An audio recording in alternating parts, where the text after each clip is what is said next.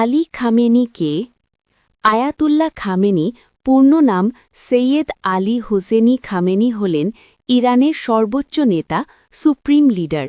তিনি ১৯৮৯ সাল থেকে এই দায়িত্ব পালন করে আসছেন। এর আগে তিনি ১৯৮১ থেকে ১৯৮৯ পর্যন্ত ইরানের রাষ্ট্রপতি ছিলেন। তিনি শিয়া ইসলামী চিন্তাধারার একজন প্রভাবশালী ধর্মীয় ও রাজনৈতিক নেতা। মুসলিমদের কাছে কেন তাকে গৌরবের হিসেবে দেখা হয়? বিশেষ করে শিয়া মুসলিমদের একটি বড় অংশের কাছে তিনি গৌরবের কারণ হিসেবে বিবেচিত হন। কারণ ইসলামী শাসন ব্যবস্থা রক্ষা করা। তিনি ইরানে ইসলাম ভিত্তিক শাসন ব্যবস্থা বজায় রাখার পক্ষে দৃঢ় অবস্থান নিয়েছেন। পশ্চিমা প্রভাবের বিরোধিতা করা। তিনি পশ্চিমা আধিপত্য ও রাজনৈতিক প্রভাবের বিরুদ্ধে কঠোর বক্তব্য দিয়েছেন।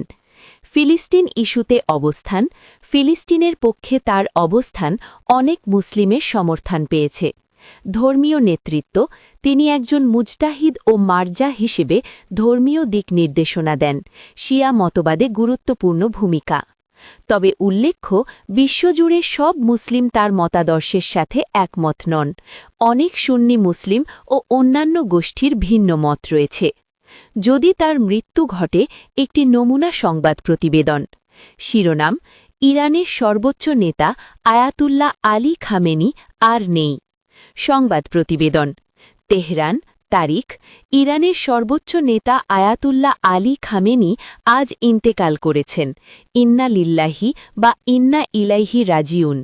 মৃত্যুকালে তার বয়স হয়েছিল সম্ভাব্য বয়স বছর। দীর্ঘ রাজনৈতিক ও ধর্মীয় নেতৃত্বের পর তার মৃত্যুতে ইরানসহ বিশ্বজুড়ে শোকের ছায়া নেমে এসেছে। ১৯৮৯ সাল থেকে ইরানের সর্বোচ্চ নেতা হিসেবে দায়িত্ব পালন করে আসা খামেনি দেশটির পররাষ্ট্রনীতি, সামরিক কাঠামো ও ধর্মীয় নীতি নির্ধারণে গুরুত্বপূর্ণ ভূমিকা রেখেছেন। এর আগে তিনি ইরানের রাষ্ট্রপতি হিসেবেও দায়িত্ব পালন করেন। তার মৃত্যুর পর ইরানের সংবিধান অনুযায়ী নতুন সর্বোচ্চ নেতা নির্বাচনের প্রক্রিয়া শুরু হবে বলে সরকারি সূত্রে জানা গেছে। ইতোমধ্যে বিভিন্ন মুসলিম দেশের নেতারা শোকবার্তা পাঠিয়েছেন এবং তাকে মুসলিম উম্মার একজন প্রভাবশালী নেতা হিসেবে আখ্যা দিয়েছেন।